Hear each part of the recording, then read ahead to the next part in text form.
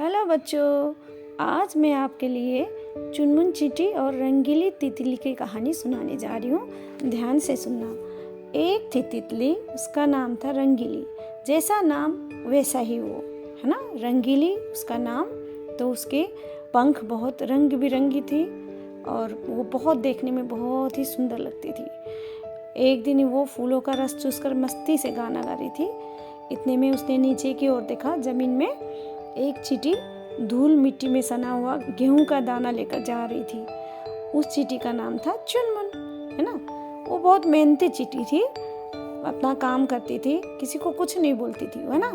रंगीली तितली ने अपने मन में सोचा, मैं कितनी अच्छी हूँ, मैं कितनी सुंदर हूँ और कोई भी मुझे देखकर मेरी तारीफ करते हैं, है ना। मैं देवताओं पर चढ़ने वाले फूलों का रस पीती हूँ और चुनमुन कितनी गंदी है, धूल मिट्टी से सना हुआ दाना लेकर जा रही है और वही धूल मिट्टी से सना हुआ खाना खुद खाएगी और अपने बच्चों को भी देगी। देखने में भी कितनी गंदी लगती है वो। तो फिर वो गई चुनमुन के पास और बोली, इस दाने का क्या करोगी चुनमुन। और चुनमुन ने बोला, बहन, बहुत मेहनत करने के बाद मुझे ये दाना मिला है, इससे मेरा और मेरे बच्चों का पेट भरेगा। उसने ऐसा कहा और रंगीली अपना मुंह चढ़ाकर बोली, मुझे तो तुझसे घृणा हो रही है। एक तो तू खुद धूल मिट्टी में सनी है, ऊपर से ये दाना भी बहुत धूल मिट्टी में सना हुआ है। तू और तेरे बच्चे इतना गंदा खाना खाती है, छी छी। मुझे देख, फूलों का मीठा रस पीती हूँ जो किसी को भी नहीं मिलता।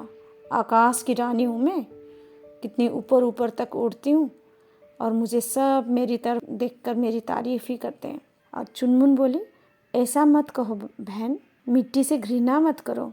हम सबको पैदा करने वाली यही है, इसी मिट्टी में हम पले बड़े, इसी मिट्टी से ही जुड़े होना चाहिए हमें।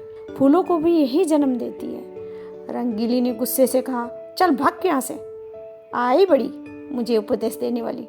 अपनी दशा तो देख, कितनी धूल मिट्टी में सनी हुई है, तो पहचान में भी नहीं आ रही है। और उसका मजाक उड़ाया बहुत ही, है ना। रंगीली की बात काट कर चुनमुन बोली, मैं जिस दशा में हूँ ठीक हूँ और खुश हूँ, परंतु दूसरों को देखकर उनका मजाक उड़ाना और उनकी बुरी दशा पर हंसना ठीक नहीं है। ये कहकर चुनमुन ने अपने घर की राह पकड़ी और वो तो अपनी घमंड में चूरी थी। और एक दिन रंगीली तितली गुलाब की कांटेदार टहनी में बुरी तरह से उलझ गई।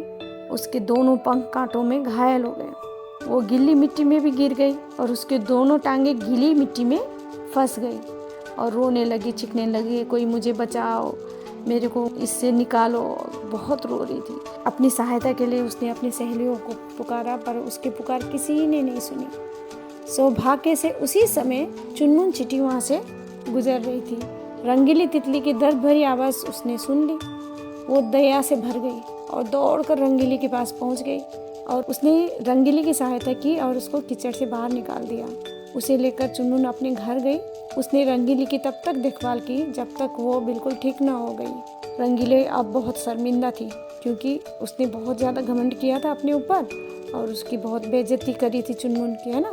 आखिर में वही चुनमुन काम आई और उसी ने मदद की, उसकी आवभगत भी की।